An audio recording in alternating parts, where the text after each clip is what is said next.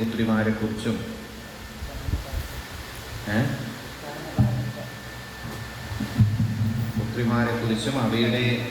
അവരുടെ വംശ പരമ്പരയെക്കുറിച്ചും പറഞ്ഞതിന് ശേഷം മനുവിൻ്റെ രണ്ട് ആൺമക്കളിൽ ഒരാളായിട്ടുള്ള ഉത്താനപാദൻ്റെ വംശത്തെക്കുറിച്ച് പറയുന്ന വേളയിലാണ് ധ്രുവൻ്റെ കഥ വരുന്നത്.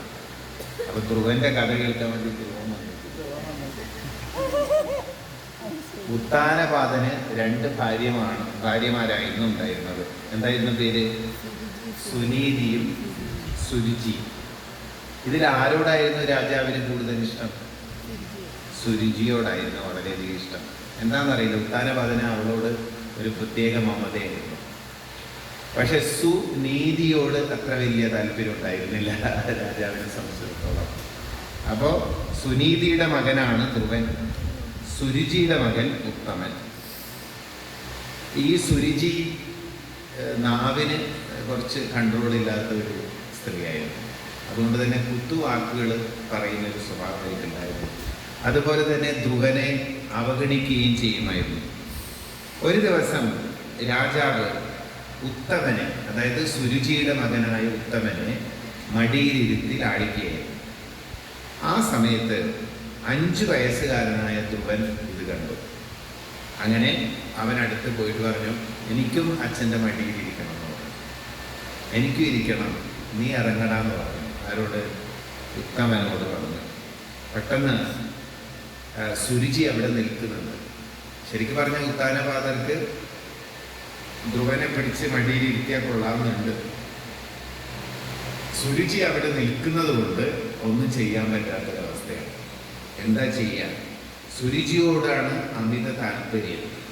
അത് കാരണം രാജാവ് ധ്രുവനെ മടിയിലിരുത്താൻ തയ്യാറായില്ല. ആ സമയത്ത് ഈ അച്ഛൻ്റെ മടിയിൽ കയറിയിരിക്കാൻ ആഗ്രഹിക്കുന്ന ധ്രുവനെ നോക്കിക്കൊണ്ട് സുരുചി വളരെ കുറ്റപ്പെടുത്തി സംസാരിച്ചു. നീ രാജപുത്രനാണെങ്കിലും എൻ്റെ മകനായി ജനിക്കാത്തതുകൊണ്ട് നിനക്ക് അച്ഛൻ്റെ മടിയിലിരിക്കാനോ സിംഹാസനത്തിലിരിക്കാനോ അർഹതയില്ല. അത് നീ എന്ത് ചെയ്യണം? ഭഗവാനെ തപസ് ചെയ്ത് അടുത്ത ജന്മം എൻ്റെ മകനായി ജനിക്കാൻ നീ പ്രാർത്ഥിച്ചു. അപ്പൊ സുരുചി അങ്ങനെ പറഞ്ഞപ്പോൾ അതൊരു വെല്ലുവിളിയായിട്ട് തന്നെ എടുക്കുകയാണെന്ന് തോന്നുന്നു. അങ്ങനെ സുരുചി അമ്മ ഇങ്ങനെ വളരെ തീക്ഷ്ണമായ വാക്കുകളിൽ വഴക്ക് പറഞ്ഞപ്പോൾ അത് സഹിക്കാൻ പറ്റാതെ അമ്മയുടെ അടുത്തേക്ക് ഓടിപ്പോയി ധ്രുവൻ. അമ്മ എന്ന് പറഞ്ഞ് കരഞ്ഞുകൊണ്ട് വന്ന ധ്രുവനെ അമ്മ സുനീതി മാറിലേക്ക് അടക്കി പിടിച്ചുകൊണ്ട് സമാശ്വസിപ്പിച്ചു. മകനെ, നീ കരയൊന്നും വേണ്ട. നമ്മൾ ഈ അനുഭവിക്കുന്ന സുഖദുഃഖങ്ങളെല്ലാം തന്നെ നമ്മുടെ കർമ്മത്തിൻ്റെ ഫലമാണ്. ചെറിയമ്മ പറഞ്ഞതിൽ ശരിക്കും സത്യമുണ്ട്. സുനീതിയുടെ വാക്കുകൾ നോക്കൂ. ചെറിയമ്മ അങ്ങനെ പറഞ്ഞു എന്ന് പറഞ്ഞ് തിരിച്ചു വന്ന് ചെറിയമ്മയ്ക്ക് 2 വഴക്ക് കൂടുതൽ കൊടുക്കാനല്ല അമ്മ ശ്രമിക്കുന്നത്. എല്ലാം നടക്കുന്നത് ഒരു ജഗന്യാന്താവിൻ്റെ കൺട്രോളിലാണെന്ന് അമ്മയ്ക്ക് അറിയുന്നുണ്ട്. അതുകൊണ്ടാണ് അമ്മ പറയുന്നത്, നമുക്ക് കിട്ടുന്ന ഓരോ വിഷമങ്ങളും ഓരോ തിക്താനുഭവങ്ങളും നമ്മുടെ കർമ്മത്തിൻ്റെ ഫലം തന്നെയാണ്. നമ്മുടെ പ്രാരാബ്ധത്തിൻ്റെ ഫലം തന്നെയാണ് നമുക്ക് ദുഃഖങ്ങളായിട്ടും സുഖങ്ങളായിട്ടും വെല്ലുവിളികളായിട്ടും ഒക്കെ കടന്നു വരുന്നത്. അപ്പോൾ പറഞ്ഞു, അത് സാരമില്ല. നിനക്ക് നിന്റെ മുത്തച്ഛൻ ആരാണ്?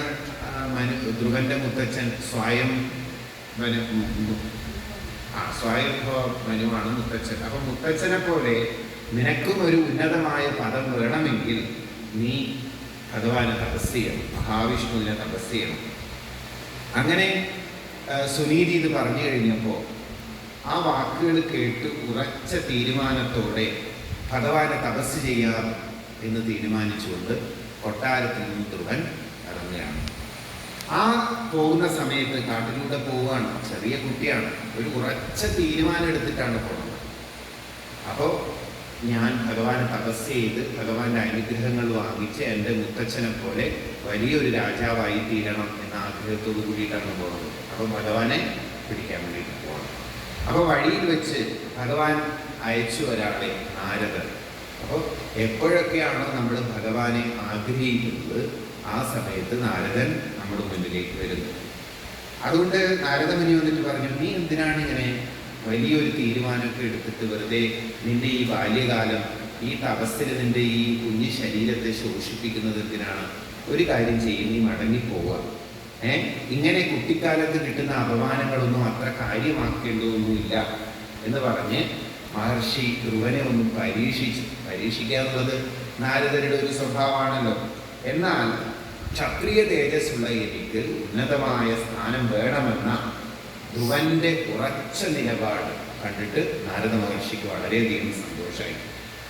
അങ്ങനെ യമുനാ തീരത്തിലുള്ള മധുവനത്തിൽ പോയി തപസ് ചെയ്യാൻ വേണ്ടിയിട്ട് ധ്രുവനോട് നാരദർ പറഞ്ഞു. ആ തപസ് ചെയ്യുന്നതോടൊപ്പം തന്നെ നാരദ മഹർഷി വളരെ വാത്സല്യപൂർവ്വം ഒരു മന്ത്രം കൂടി ഉപദേശിച്ചു കൊടുത്തു. ഏതാണ് ആ മന്ത്രം? ഓം നമോ ഭഗവതേ വാസുദേവായ. ഓം നമോ ഭഗവതേ വാസുദേവായ എന്ന മൂലമന്ത്രം ഉപദേശിച്ചു. ഈ സമയത്ത് ധ്രുവൻ പോയതിനു ശേഷം ഉത്താനപാദനെ കാണാൻ നാരദരെത്തി.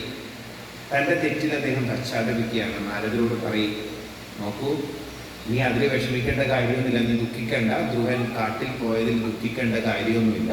അവൻ മിടുക്കനായി വരും. കാരണം ലോകപാലന്മാർക്ക് പോലും സാധിക്കാത്ത നേട്ടം അവൻ കൈവരിക്കും.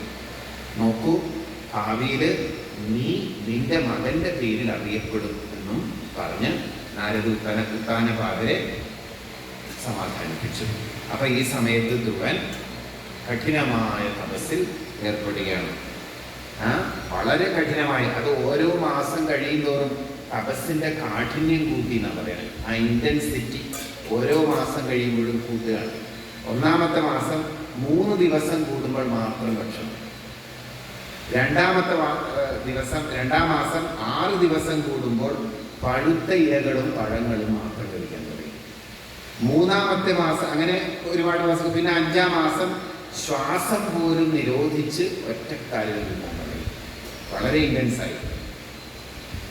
അങ്ങനെ ധ്രുവന്റെ പ്രാണശക്തി പ്രപഞ്ചത്തിന്റെ പ്രാണശക്തിയായി ഒന്നായി ചേരാൻ വേണ്ടി തുടങ്ങിയപ്പോൾ 3 ലോകങ്ങൾക്കും ശ്വാസം മുട്ടാൻ തുടങ്ങിയത്. പ്രളയം വരാൻ തുടങ്ങി. ഉടനെ ഭഗവാനോട് പോയി കാര്യം പറയണമെന്ന് ദേവാദികളെല്ലാം നിശ്ചയിച്ചു. ഇങ്ങനെ ധ്രുവൻ തൻ്റെ തപസ് തുടർന്നു കഴിഞ്ഞാൽ അത് അപകടമാണെന്ന് മനസ്സിലായി.